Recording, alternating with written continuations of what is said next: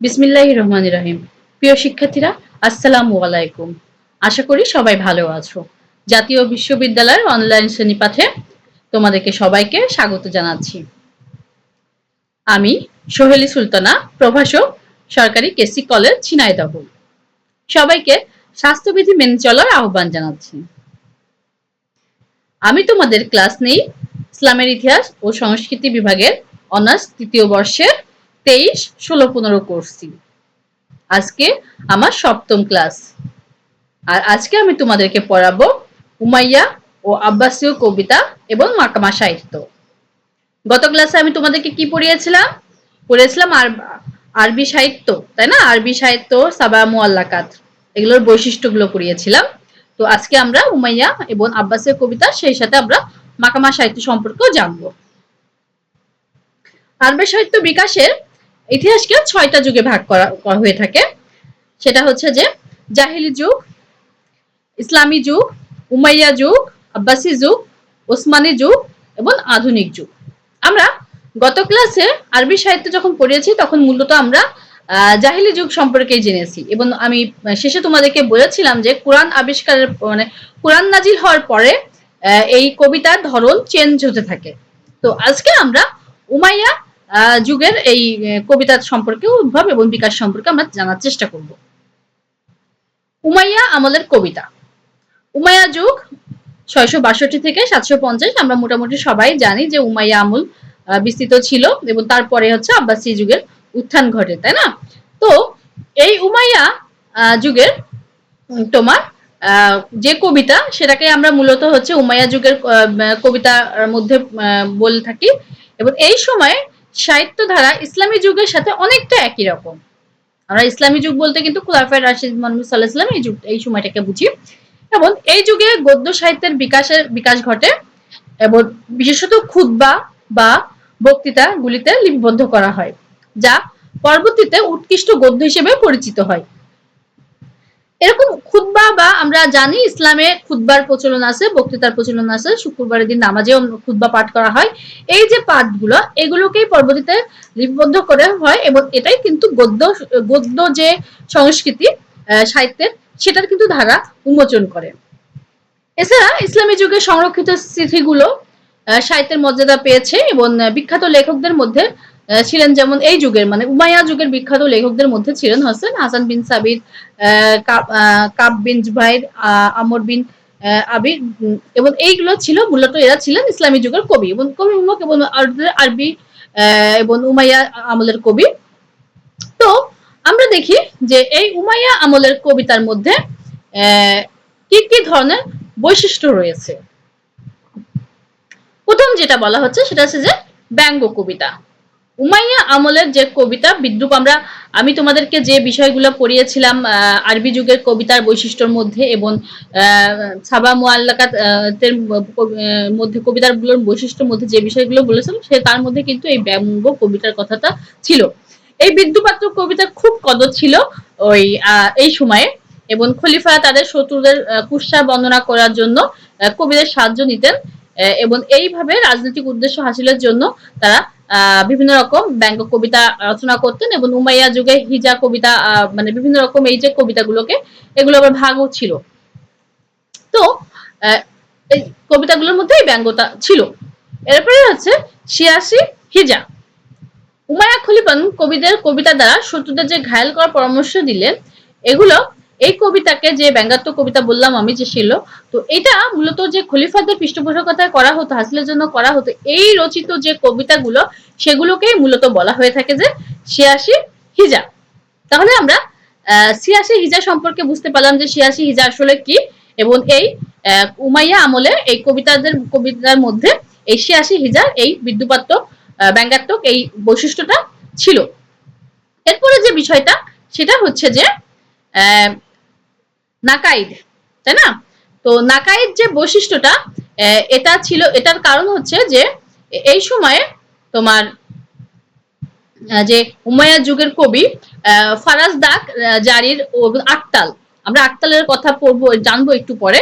তো এই জাতীয় কবিদের শ্রেষ্ঠত্ব ছিল এবং তারা কাব্য সাহিত্যের ক্ষেত্রে একটা গুরুত্বপূর্ণ অধ্যায় সূচনা করেন, যেটা হচ্ছে নাকাইদ, এটা এক ধরনের বিশেষ ধরনের হিজা। ঠিক আছে, আমি সিয়াসি হিজার কথা একটু আগে বললাম। আর এই যে নতুন নাকাইদ, এটাও এক ধরনের হিজা, এবং এটা একজন নিন্দা করে কবিতা লিখতেছে, সেই নিন্দা আবার প্রতি উত্তর দিত। এই প্রতি উত্তরটাকেই হচ্ছে বলা হচ্ছে যে তোমার নাকাইদ। তাহলে আমরা নাকাইদ যে বৈশিষ্ট্য তার সম্পর্কে জানলাম। এরপরে বলা হচ্ছে যে মদ্যপানের বর্ণনা।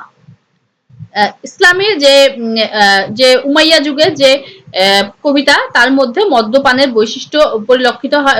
আমরা আরবি সাহিত্যের ক্ষেত্রেও দেখেছি, আরবি যখন বলেছিলাম তখন বলেছিলাম যে তারা মদ্যপানের বর্ণনা দিত, এবং উমাইয়া যুগেও এই ধারা অব্যাহত ছিল, এবং তাদের কবিতার মধ্যে এই মদ্যপানের যে বর্ণনা সেটা রয়ে গিয়েছিল। এরপরে সেটা হচ্ছে যে প্রেমমূলক কবিতা। প্রেমের কবিতা অনেকে প্রেমকে উপজীব্য করে কবিতা রচনা করতেন, এবং এই জাতীয় কবিতার অন্যতম কবি ছিলেন হচ্ছে ওমর বিন আবু রাবিয়া, এবং তিনি এই ব্যাপারে খুবই পারদর্শী ছিলেন। তার ভাষা ভঙ্গি এগুলো ইমরুল কায়েস, যিনি ছিলেন হচ্ছে প্রাক ইসলামী যুগের একজন শ্রেষ্ঠ কবি, তাকেও ছাড়িয়ে গিয়েছিল, এবং তিনি খুব সুন্দরভাবে এই প্রেমটাকে তার কবিতায় উপস্থাপন করতে সক্ষম হয়েছিলেন। এরপরে হচ্ছে প্রশংসামূলক কবিতা।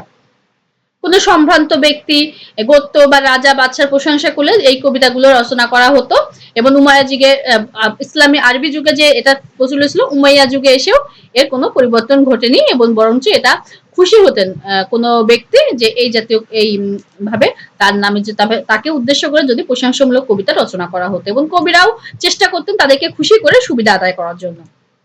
গৌরব গাথা। গৌরব গাথা হচ্ছে যে উমাইয়া যুগে, জাহিলি যুগে যেমন উমাইয়া যুগেও সেটা অব্যাহত থেকেছে, এবং উমাইয়া যুগের এই গৌরব গাথার ক্ষেত্রে শ্রেষ্ঠ যিনি, তিনি হচ্ছে কবি, সেটা হচ্ছে কবি ফারাজদা, এবং তিনি এই ব্যাপারে খুবই অভ্যস্ত ছিলেন। তিনি বলতেন যে আমরা বাড়িতে যদি কখনো বাদশাহী পোশাক পরিধান করি এবং যুদ্ধক্ষেত্রে শস্ত্রপূর্ণভাবে সজ্জিত হয়ে যায়, ঠিক তেমনি উমাইয়া যুগের অন্যতম কবি তারা কি করতেন যে স্বীয় বংশমর্যাদাকে এইভাবে রক্ষা করার জন্য তারা এই যে বলতেছে যে বাড়িতে বাদশাহী পোশাক পরিধান করি আমরা, আবার হচ্ছে যুদ্ধক্ষেত্রে অস্ত্র শস্ত্র সজ্জিত হয়ে যায়, মানে নিজেরা যে শ্রেষ্ঠত্ব এটা এইভাবে তারা প্রচার করতে পছন্দ করতো। এরপরে হচ্ছে ভাষা এবং গঠন শৈলী। উমাইয়া যুগের কবিতার মধ্যে ভাষাগুলো খাঁটি আরবি ছিল, হ্যাঁ, কারণ তখন অন্য ভাষার যে সংমিশ্রণ তখন ওভাবে অতটা হয়ে পারেনি। পরবর্তীতে আব্বাসীয় যুগে যদিও পার্শ্বিকদের প্রভাব পড়ে যায়, কিন্তু উমাইয়া যুগে এই ভাষা বা গণনশৈলী মূলত আরবিতেই ছিল। এরপরে গজল। আমরা জানি যে গজল এক ধরনের গানের ছন্দে কবিতা গান যেখানে হয়, এবং এই গজল রীতিতেও এই উমাইয়া যুগে কবিতা রচনা করা হতো, এবং তারা তাদের সেই কবিতাগুলো আবার খুবই প্রশংসিত হতো। এরপরে যে বিষয়টি সেটা হচ্ছে গদ্য সাহিত্য। প্রথমেই আমি একটা কথা বললাম যে তোমাদেরকে যে উমাইয়া যুগে একটা পরিবর্তন ঘটে, সেটা হচ্ছে যে গদ্য সাহিত্যের সূচনা হয়ে যায়, কারণ তখন খুতবা পাঠ বিভিন্ন ধরনের রচনা এইগুলো স্থান পেতে থাকে সাহিত্যে। তো এই বিষয়টি আবার কবিরা এই বিষয় ভাবে আবার তারা কবিরা তাদের ভাষার মাধ্যমে এই গদ্য সাহিত্যের যাত্রা শুরু করেন, এবং খুব সুন্দরভাবে বিষয়বস্তুকে তারা সাহিত্যের মাধ্যমে ফুটিয়ে তুলতে সক্ষম হন। এরপর আছে পদ্য সাহিত্য। যেহেতু কবিতার দ্বারাই সাহিত্যের চর্চা শুরু হয়, আরবি সাহিত্যের যাত্রা শুরু হয়ে যায়, এবং সেই ধারাবাহিকতা অব্যাহত থাকে উমাইয়া যুগে, এবং তাদের মধ্যে পদ্য সাহিত্যের চর্চা বিদ্যমান থাকে। উর্জুয়া হচ্ছে এক ধরনের উট চালনার গান। আমাদের দেশে আমরা জানি যে আমাদের ভাওয়াল সঙ্গীত আছে, তাই না? আমাদের ভাওয়াল সঙ্গীত বিভিন্ন রকম সঙ্গীত আছে। এই সঙ্গীতগুলো মাঝি নৌকা চালাতে চালাতে গায়, এরকম গান করে। কৃষক মাঠে কাজ করতে করতে গান করে। তো এরকম যে চর্চা, এরকম যে সংস্কৃতি, সেটা উমাইয়া আরবদের মধ্যেও ছিল, এবং উর্জয় হচ্ছে সেরকমই একটি সাহিত্য যেটা উট চালানোর সময় উট চালনা করতো, কারণ যেহেতু আরবরা উট চালায়, মানে উট আমরা জানি যে, তো এইটা চালানোর সময় যে রাখাল ছিল তারা যে গান রচনা করতো বা সেটাকেই উর্জুয়া বলা হয়, এবং এগুলো খুব ছোট হতো, কখনো শ্লোক সংখ্যা 2 হতো, কখনো শ্লোক সংখ্যা 6 হতো। তো এভাবেই এরকম ভাবে এই উট চালনার মাধ্যমেও তাদের সাহিত্য চর্চা অব্যাহত থেকে গেছে। তো এই হচ্ছে মোটামুটি আরবদের মানে উমাইয়া যুগে আরবি কবিতার বৈশিষ্ট্যর মধ্যে আমরা বলতে পারি। এছাড়াও আরো কিছু বিষয় লক্ষ্য করা যায় যে উমাইয়া যুগের আরবি কাব্যের মধ্যে, সেটা হচ্ছে যে তারা বিশেষ করে যে তারা কোরআন, হাদিস, তাফসির, সাহাবীদের বাণী, বক্তৃতা, তারা যা শুনতেন তা বাস্তব প্রতিচ্ছবি তাদের লেখার মাধ্যমে তারা সেটা প্রচার করতেন। তো আমরা দেখতে পাচ্ছি যে কবিতার শব্দালঙ্কার, ছন্দ, মিল, এগুলো প্রত্যেকটা বিষয়, নাকাদের সংযোজন, তারপরে তোমার সিয়াসি হিজা, ব্যঙ্গ, প্রত্যেকটা বিষয় মিলে তাদের কবিতার মধ্যে একটা অনন্য বৈশিষ্ট্য তারা সৃষ্টি করতে সক্ষম হন। এবং এটাই ছিল আজকে তোমাদের এই যে উমাইয়া আমলের আরবি কবিতার যে বৈশিষ্ট্যগুলো সে সম্পর্কে পাঠ আজকে। তো এরপরে আমি তোমাদের যে বিষয়টি পড়াবো সেটি হচ্ছে যে আব্বাসীয় আমল। আব্বাসীয় আমলের পূর্বে আমি তোমাদেরকে একটু উমাইয়া আমলের যে আরবি কবি একজন আছেন, তিনি হচ্ছে, তার নাম হচ্ছে কবি আক্তাল। তো এই আক্তাল সম্পর্কে তোমাদেরকে আমি একটু বলবো। সেটা হচ্ছে কবি আল আক্তাল, যিনি তাকলিবি দুঃখিত। তো গোত্রে তার জন্ম হয় এবং তার জন্ম সম্পর্কে অবশ্য অনেকে অনেক রকম বিষয় বলা হয় যে তার জন্মের আসলে কখনো ওই যে বলা হয়েছে যে হিজরি 19 সন মোতাবেক 740 খ্রিস্টাব্দে তার জন্মগ্রহণ করেন। আসলে ওই সময় জন্ম তারিখ নিয়ে অনেকের ব্যাপারে মতনৈক্য রয়েছে। তো তিনি আরবের এই তাগলিব গোষ্ঠীর অন্তর্ভুক্ত একজন আরবি কবি ছিলেন। তিনি খ্রিস্টান ধর্মাবলম্বী এবং তবে তিনি বনি উমাইয়ার খলিফাদের প্রশংসার কবিতা লিখে বিখ্যাত হয়েছিলেন। যেহেতু ওই সময় উমাইয়া খলিফারা শাসন কার্যে ছিলেন এবং তাদের প্রশংসা করে তিনি কবিতা রচনা করতেন, এই জন্য তিনি বিখ্যাত হয়েছিলেন এবং এই ব্যঙ্গাত্মক কবিতা রচনা ব্যাপারে তিনি খুবই দক্ষ ছিলেন। এছাড়াও আক্তালের বিষয়ে যেটুকু জানা যায় যে শৈশবে তিনি মাতৃহারা হয়ে বিমাতার কাছে লালিত পালিত হন এবং তিনি বিভিন্ন জায়গায় ঘুরে বেড়াতেন, এজন্য তার লেখাপড়া খুব একটা হয়নি এবং তিনি মাতৃ প্রান্তরে ঘুরে বেড়াতেন এবং সেখানে থেকেই তার এই কবি প্রতিভার বিকাশ ঘটে। এবং যৌবন যখন হয় তার, তখন তিনি মদ্যপায়ী হয়ে যান এবং নারী সঙ্গ পিয়াসী হয়ে যান এবং এরপরে তাকে অনেকেই ত্যাগ করে এবং পরবর্তীতে তিনি দামেস্কো ও মেসোপটেমিয়ার নিজ বংশ অতিবাহিত করেন এবং তাগলিব এবং কায়জিদ এই যে বংশ ছিল, এই যে যুদ্ধ হয় সক্রিয়ভাবে তিনি সেখানে অংশগ্রহণ করেন। উমাইয়া আমলে তার অনেক গুরুত্বপূর্ণ এই কবি সাহিত্যের ক্ষেত্রে তিনি অনেক গুরুত্ব রেখেছেন। সর্বোপরি 710 খ্রিস্টাব্দে খলিফার ওয়ালিদের সময় তিনি মারা যান। আর এই আক্তালের যে কাব্যচর্চা ছিল, সেই কাব্যচর্চা তিনি তার দেওয়ানি গ্রন্থে উল্লেখ করে গেছেন এবং সেখানে তিনি 8টি বাহর, অর্থাৎ যে আরবি কবিতা নিজস্ব চলার পথ তিনি তার নিজের মতো করে ব্যবহার করেছেন। এই বাহরগুলো হচ্ছে বাহারুল ওয়াফির, বাহরুত তবিল, বাহারুল বাসিত, বাহারুল কামিল, বাহারুল রাজায়াস, বাহারুল রামালা, বাহারুল মুতাকারিব এবং বাহারুল খলিফ। তাহলে আমরা এই বিষয়গুলো সম্পর্কে জানলাম। তাহলে আমি এখানে কি বিষয় তোমাদেরকে পড়ালাম? একটা বিষয়, সেটা হচ্ছে যে উমাইয়া আমলের আরবি সাহিত্যের উদ্ভব এবং তার বিকাশ কিভাবে হয়েছিল এবং এক্ষেত্রে পড়ানোর ক্ষেত্রে আমি তোমাদেরকে এখনো আরো কতগুলো কবির কথা বললাম। তো এরপরে আল আক্তাল যিনি ছিলেন, এই আল আক্তার সম্পর্কে তোমাদের জানালাম। এবার আমি আব্বাসীয় আমলের কবিতা সম্পর্কে তোমাদেরকে পড়াবো। আমরা মোটামুটি সবাই জানি যে উমাইয়া আমলের পরে যে যুগের অবতারণা হয়, যে শাসনের অবতারণা হয়, সেটি হচ্ছে আব্বাসীয় আমল, তাই না? 750 খ্রিস্টাব্দে আব্বাসীয় যুগের শুরু হয়েছে এবং বলা হয়ে থাকে এই যুগটা আরবি সাহিত্যের জন্য স্বর্ণযুগ এবং 1258 পর্যন্ত হালাকু খান কর্তৃক মঙ্গলদের কর্তৃক বাগদাদ নগরীর পতন হওয়ার পূর্ব পর্যন্ত এই যুগটা, এই আমলটা ছিল এবং এই সময়ে আরবি কবিতার পরিবেশ, মানসিকতা সবকিছুর একটা পরিবর্তন আসে এবং এই সময় সবচেয়ে বেশি যে কারণে এটাকে স্বর্ণযুগ বলা হয়ে থাকে, আসলে এই সময় বিভিন্ন সভ্যতা সংস্কৃতির সাথে আরবীয়দের সংমিশ্রণ ঘটতে থাকে। বিদেশি সভ্যতা সংস্কৃতির সঙ্গে কবিতার যে ধ্যান ধারণা পরিবর্তন ঘটে, যার ফলে আগের যে আমলের যে কবিতায় যে একঘেয়েমিতা ছিল, সেই একঘেয়েমিতা থেকে আরবি সাহিত্য বেরিয়ে আসে এবং তারা খুব সুন্দরভাবে তাদের নতুন কবিরা তাদের নতুনত্বর মাধ্যমে তারা তাদের কবিতাগুলো উপস্থাপন করতে সক্ষম হন।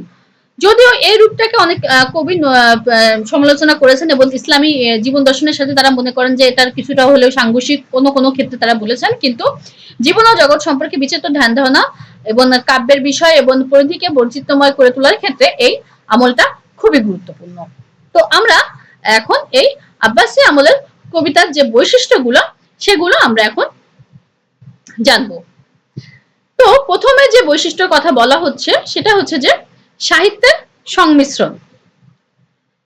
সাহিত্যের সংমিশ্রণ বলতে আমরা যেটা বুঝি সেটা হচ্ছে যে এই সময় যেহেতু তারা বিভিন্ন ভাষাভাষী মানুষের মধ্যে একটা মিশ্রণ হতে থাকে, বিভিন্ন রকম মানুষের বিভিন্ন সাহিত্যের সভ্যতার মধ্যে একটা আনাগোনা তৈরি হতে থাকে এবং এ কারণে এই যে তাদের মধ্যে বিভিন্ন ভাষার সংমিশ্রণের সাথে সাথে সাহিত্যের সংমিশ্রণের সাথে এই আরবি কবিতার মধ্যেও এই সংমিশ্রণটা লক্ষ্য করা যায়।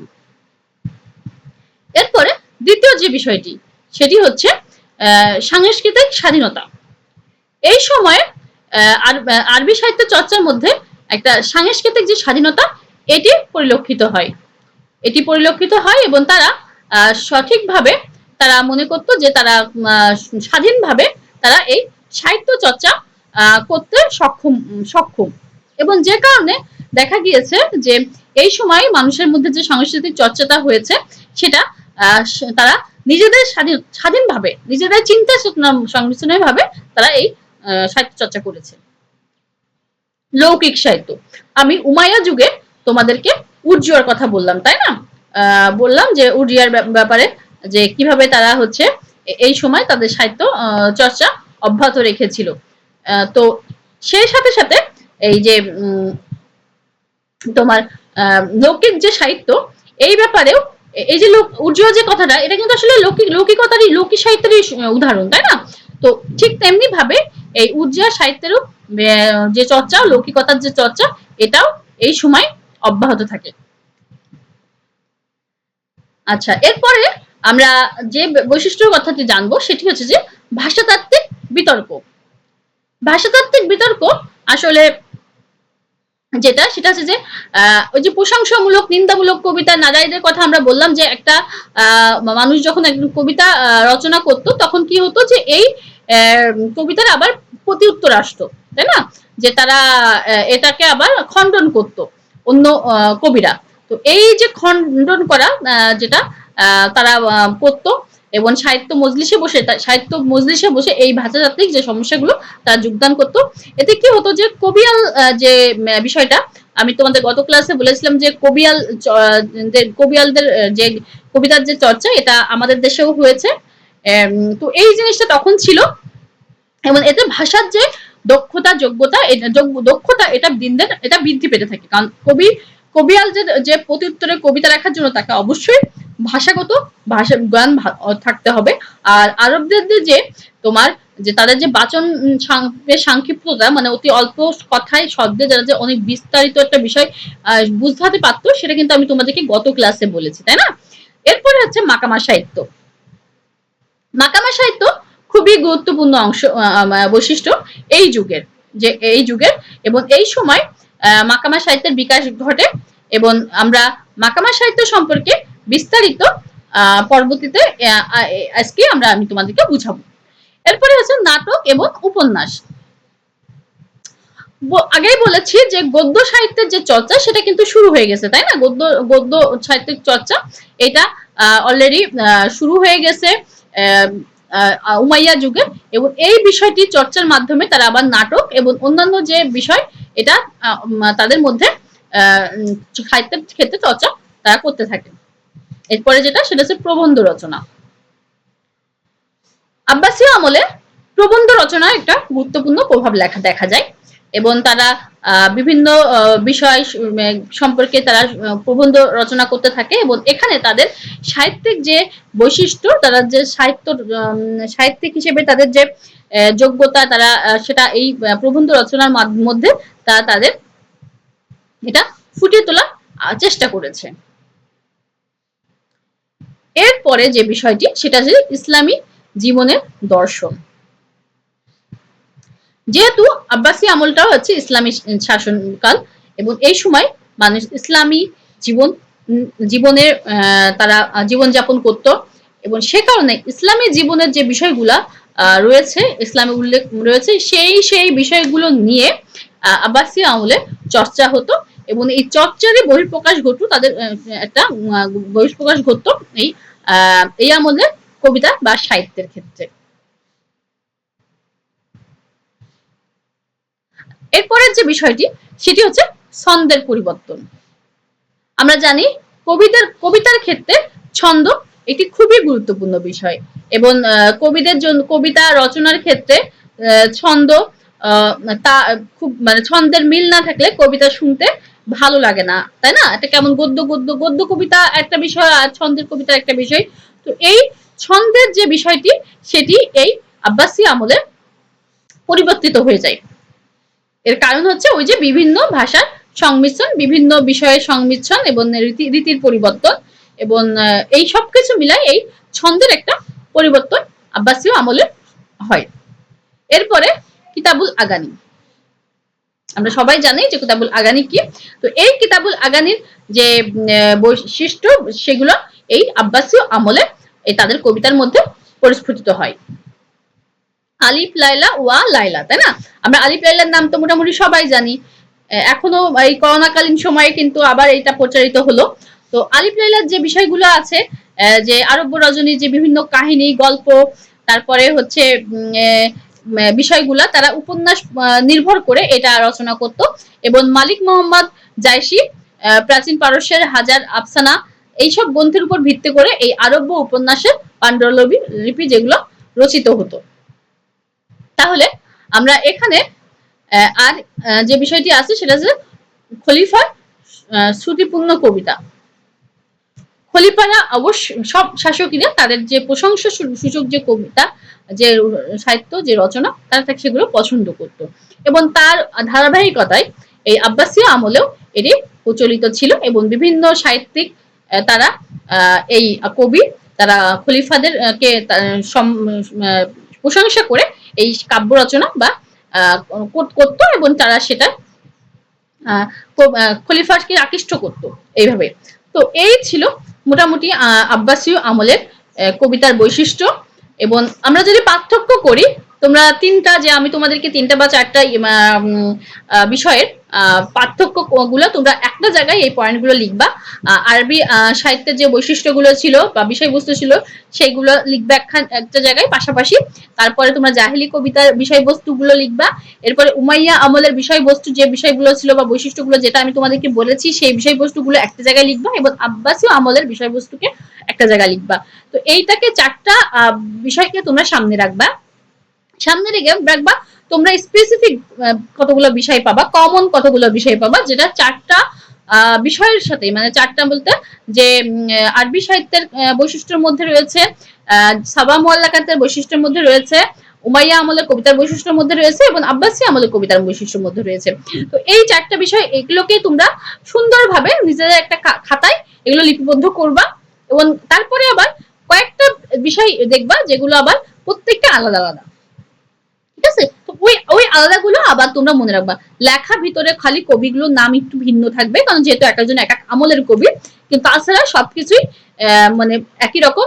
তোমরা অনেক সময় দেখা গেছে যে আরবি সাহিত্য আরবি কবিতা বৈশিষ্ট্য এসেছে আসছে, তোমরা আব্বাসী আমলের কবিতার বৈশিষ্ট্য পয়েন্টগুলো উত্তরপত্রে লিখে দাও, কিন্তু যে কিছু বেসিক মানে কিছু পার্থক্য রয়েছে এটা হয়তো তোমরা খেয়াল করো না। এই জন্য আমি তোমাদেরকে অনুরোধ করব যে এই চারটি মানে গত ক্লাসে আমি তোমাদেরকে যে বৈশিষ্ট্যগুলো পড়িয়েছি আরবি কবিতার বিষয়ে, তারপরে হচ্ছে সাবা মুআল্লাকাতের বৈশিষ্ট্যগুলো, আর আজকে যে দুটো পড়লাম এটা হচ্ছে উমাইয়া আমল এবং আব্বাসী আমলের কবিতার বৈশিষ্ট্যগুলো। এইগুলোকে তোমরা একটা খাতায় লিপিবদ্ধ করে জাস্ট পার্থক্যগুলো কি কি সেটা তোমরা একটু বোঝার চেষ্টা করবে, ঠিক আছে?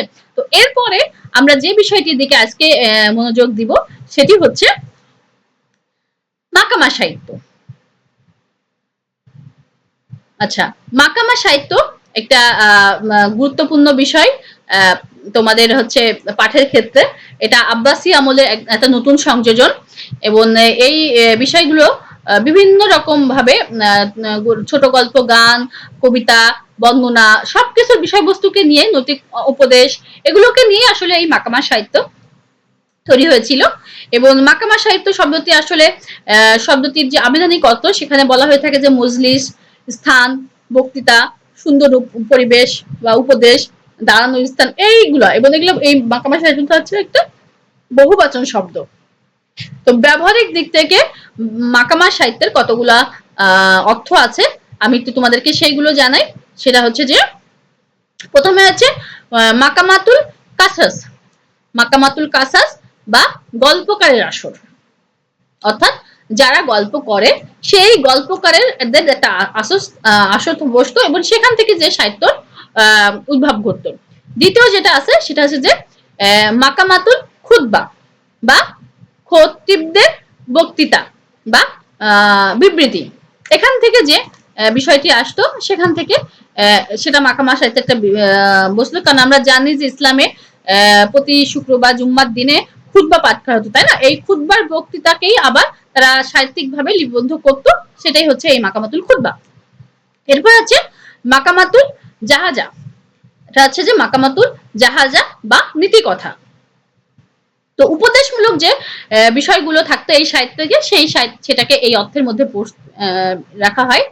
তো আমরা যদি সংজ্ঞার দিক থেকে দেখি যে মাকামা সাহিত্য আসলে কি, তখন বলা হয়ে থাকে মাকামা হচ্ছে এমন একটি ছন্দবদ্ধ কবিতা বা কাহিনী যা সুন্দর উপদেশ বলি ও নীতিবাক্য সম্বলিত, ঠিক আছে? এবং সাহিত্যগণ এর মাধ্যমে ভাষার যে পাণ্ডিত্য এবং বীরত্ব তা প্রকাশ করতেন। এবং মাকামা সাহিত্যের উৎপত্তি সম্পর্কে যেটা বলা হয়ে থাকে যে আব্বাসী আমলে এই তার উৎপত্তি হয়েছে এবং এরপরে এর ধীরে ধীরে ক্রমবিকাশ ঘটেছে। এবং এই মাকামা সাহিত্যের উৎপত্তির পিছনে যে বিষয়গুলো গুরুত্বপূর্ণ ভূমিকা রেখেছে সেটা হচ্ছে যে পারস্যীয় প্রভাব, পারস্য যে সাহিত্য তার একটা প্রভাব এই মাকামা সাহিত্য পরিলক্ষিত হয়। এবং তারা যেহেতু আমরা জানি যে এই সময় আব্বাসী আমলে ইয়েগুলা রাজ্য সীমা অনেক দূর ছড়িয়ে যায়, অনেক দূর ব্যাপী ছড়িয়ে যায়, এবং যে কারণে দেখা গেছে যে এই পারসীদের প্রভাবে এই সাহিত্য বিস্তার হতে থাকে। এরপরে আমরা যেটি দেখব সেটি হচ্ছে যে মানবতাবাদী দৃষ্টিভঙ্গি। তো এই মাকামা সাহিত্যে মানবতাবাদী দৃষ্টিভঙ্গি রয়েছিল এবং মানুষকে চিন্তা করতো, উপদেশ দিত, মানুষের কথা চিন্তা করে তারা এটা করতো। এরপরে যেটি আছে সেটি হচ্ছে সাহিত্য নির্ভর বিতর্ক। তারা যে বিতর্ক করতো এটা অবশ্যই সাহিত্য নির্ভর, সাহিত্য ছাড়া তারা এই বিতর্ক করতো না। এরপরে আমরা তাহলে এই মাকামা সাহিত্যের বৈশিষ্ট্যগুলো বুঝতে পারলাম। এরপরে আসো মাকামা সাহিত্যের বিকাশ।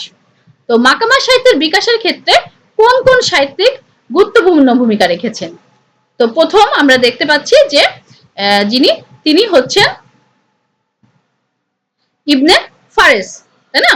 ইবনে ফারেস যিনি এই মাকামা সাহিত্যের ক্ষেত্রে একটি গুরুত্বপূর্ণ ভূমিকা রেখেছেন এবং ইবনে ফারেস সর্বপ্রথম আরবি সাহিত্যে এই মাকামার উদ্ভব ঘটান এবং তিনি মাকামাকে আপন মহিমায় সুপ্রতিষ্ঠিত করার চেষ্টা করেন। এরপরে দ্বিতীয় যে ব্যক্তি তিনি হচ্ছেন বদিউজ্জামান আল হামদানি। এই বদিউজ্জামান আল হামদানি তার সময় এসে আসলে মাকামা সাহিত্যের প্রকৃত বিকাশ সাধিত হয় এবং তিনি তার মাকামা সাহিত্যের রচনা, তার কালটা ছিল হচ্ছে নবম শতাব্দীর শেষ দিকে এবং এই সময় যে তিনি তার বিভিন্ন সাহিত্যের উন্নয়ন বিকাশে, মানে এই মাকামা সাহিত্যের উন্নয়ন এবং বিকাশে অনেক গুরুত্বপূর্ণ ভূমিকা রাখেন এবং তার উদ্ভাবন, তার এই কার্যক্রমের কারণে দ্রুত এই মাকামা সাহিত্য তার বিস্তার লাভ করে। এবং মাকামা সাহিত্যের সম্প্রসারণের ক্ষেত্রে এই বদিউজ্জামান আল হামদানি তিনি খুবই গুরুত্বপূর্ণ ভূমিকা রেখেছেন এবং এই সম্পর্কে পিকেটি একটা কথা বলেছেন যে আল হামদানি এবং আল হারিরি সময় থেকে আসলে মাকামা আরবি ভাষা সাহিত্য শৈলী যেটা সেটা নাটকীয় প্রকাশভঙ্গি সবচেয়ে সুন্দর ভাবে ফুটে উঠেছে। আমরা হারিরি সম্পর্কে জানবো যে এর পরবর্তীতে আমি যে ব্যক্তির ক্ষেত্রে খুব গুরুত্বপূর্ণ সেটা হচ্ছে উমর আলী সাফি। উমর আলী সাফি তিনি এই মাকামা সাহিত্যের জন্য গুরুত্বপূর্ণ। তিনি হচ্ছে এই বদিউজ্জামান আল হামদানির মৃত্যুর পরে এই ব্যক্তি তার মাকামা সাহিত্য রচনার ক্ষেত্রে মনোনিবেশ করেন। এরপরের যে ব্যক্তি তিনি হচ্ছেন আল হারিরি। আল হারিরি তার লেখনীর মধ্যে এই মাকামা সাহিত্যকে আরো বেশি এগিয়ে নিয়ে গিয়েছেন এবং তিনি তার রচনার যে বইটি সেটি হচ্ছে যে মাকামাতে হারিরি। এবং আমরা মাকামাতে হারিরি সম্পর্কে মোটামুটি সবাই অবগত আছি এবং এই সম্পর্কে এবং তার যে ধারা ছিল তিনি নাটকীয় প্রকাশভঙ্গির নীতি অনুসরণ করেছিলেন এবং নাটকীয় প্রকাশভঙ্গির মাধ্যমে তিনি এই মাকামা সাহিত্যকে এগিয়ে নিয়ে গিয়েছিলেন এবং তিনি ব্যাপক জনপ্রিয় ছিলেন। তিনি সাহিত্যকে অত্যন্ত জনপ্রিয় করেছিলেন এবং মূলত তার সময় বলা হয়ে থাকে যে এই মাকামা সাহিত্য আসলে আরো বেশি বিকাশ লাভ করে। এবং এরপরে যে ব্যক্তিটি এই ক্ষেত্রে ভূমিকা রেখেছেন তিনি হচ্ছেন আস্তার কুফি। আস্তার কুফির সময়ে আমরা দেখি যে তিনি এই হারিরি মৃত্যুর পরে মাকামা সাহিত্যে তিনি মনোনিবেশ করেন এবং তার মেধা এবং যোগ্যতায় তিনি 50টি মতো মাকামা সাহিত্য রচনা করতে সক্ষম হন এবং তার পরবর্তীতে আরো একজন ব্যক্তি তিনি এই মাকামা সাহিত্যের গুরুত্বপূর্ণ ভূমিকা রেখেছেন তিনি হচ্ছে আল্লামা জামাকশারি। তো আল্লামা জামাকশারি তিনিও মাকামা সাহিত্য রচনা করেছেন এবং এভাবে এই ব্যক্তিগণের মাধ্যমে নবম শতাব্দীতে উৎপত্তি এই মাকামা সাহিত্য তার নিজ গতিতে প্রভাবিত হতে থাকে এবং পরবর্তীতে এটি সাহিত্য জগতে ছড়িয়ে পড়ে এবং আরবি সাহিত্য এটি একটা গুরুত্বপূর্ণ স্থান দখল করে। তাহলে আমরা মোটামুটি মাকামা সাহিত্য সম্পর্কে আজকে জানলাম। তো আজকে আমাদের ক্লাস কিন্তু বেশ কয়েকটি গুরুত্বপূর্ণ বিষয়ের উপর গেল। একটা হচ্ছে যে উমাইয়া আমলের আরবি সাহিত্য উদ্ভব এবং বিকাশ, তারপরে আব্বাসীয় আমলের আরবি সাহিত্যের বৈশিষ্ট্য এবং এরপরে মাকামা সাহিত্য এবং আর মাঝখানে কবি আল আক্তাল সম্পর্কে জেনেছি, তাই না? যেহেতু সবগুলোই হচ্ছে একটার সাথে একটা রিলেটেড, আমি এই জন্য একটি ক্লাসে তোমাদের এই বিষয়গুলো পড়িয়েছি। তোমরা আগের ক্লাসটি যেখানে আরবি সাহিত্য সম্পর্কে বলা আছে এবং এই ক্লাসটি দুটো ক্লাসকে সমন্বয় করে দুটো ক্লাস দেখলে তোমরা মোটামুটি এই যে অংশটা আছে তোমাদের সেইখান এই অংশ থেকে তোমরা আশা করি বেশ ভালো বুঝতে পারবে। এখান থেকে এই অংশটুকু থেকে তোমাদের পরীক্ষায় কমপক্ষে 2টি কোশ্চেন আসে। আমি অবশ্য আগামী ক্লাস তোমাদের ফেরদৌসী সম্পর্কে পড়াবো। তো এই বিষয়টি আশা করি তোমরা ভালোভাবে বুঝতে পেরেছো। সাহিত্যিক এই আরবি সাহিত্যের এই বিকাশ এবং বিকাশের যে কতগুলো ধাপ বিষয়গুলো আমি তোমাদেরকে পড়ালাম। আর বইয়ের সম্পর্কে আমি তোমাদেরকে ইতোপূর্বে বলে দিয়েছি গত ক্লাসে। আমি এই বই সম্পর্কে যা যা বলেছি সেই বইগুলোই তোমরা এই ক্লাসে পড়বে। তো আজকে আমি আর ক্লাস আর বাড়াবো না, এ পর্যন্তই তোমাদের আমরা আগামী ক্লাস ফেরদৌসী কবি ফেরদৌসী সম্পর্কে জানবো। আর বিগত যে ক্লাসগুলো আমি তোমাদেরকে করিয়েছি এটা সহজে 7টি ক্লাস, আশা করি তোমরা প্রত্যেকটি ক্লাস বুঝেছো এবং সুন্দরভাবে তোমাদের পড়াশোনাগুলো চালিয়ে যেতে পেরেছো এবং তোমাদের প্রতি রইল শুভকামনা। এই বলে আমি আজকে বিদায় নিচ্ছি। শুভ বিদায়। আল্লাহ হাফেজ। আসসালামু আলাইকুম।